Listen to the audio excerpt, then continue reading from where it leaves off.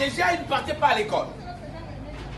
Mais ce jeune noir américain, très petit qu'il était, il pouvait avoir 10 ans, il a commencé à faire le travail de cireur des chaussures. Mais il va choisir quel endroit? Devant une banque. Là où il cirait, c'était devant une banque. Regardez. Ça, c'est ce qu'on appelle la vision. Et j'étais en train de dire, nous aurons des projections. Et nous allons avoir des projections comme ça. Il vient, il cirait devant une banque. Et devant, quand il vient devant une banque, il était là avec son carnet et un stylo. Et il disait toujours à son père, je serai banquier. Mais son père était en train de lui dire, mais tu ne peux pas être banquier parce que tu n'es pas allé à l'école.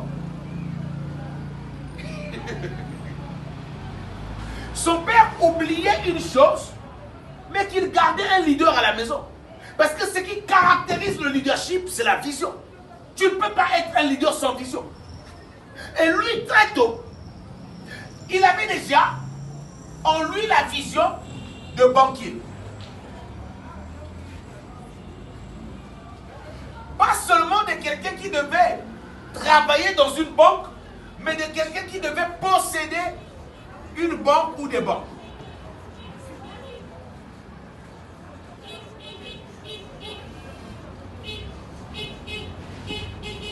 Sa vision. Et ces jeunes hommes, tout le temps qu'ils passaient là, quand les banquiers parlaient et autres parlaient, lui, il notait. Il notait leurs expressions, leurs explications, leurs modalités. Donc, il était, parce qu'il était tout devant la banque. Et vous savez, vous avez un enfant de 10 ans. Généralement, quand vous parlez, vous le négligez. Vous dites, oh, l'enfant là, il va prendre quoi? C'est un nègre. Les nègres n'étudient pas. Mais le petit est en train de prendre note. Et il disait à son père, Père, un jour, je serai banquier.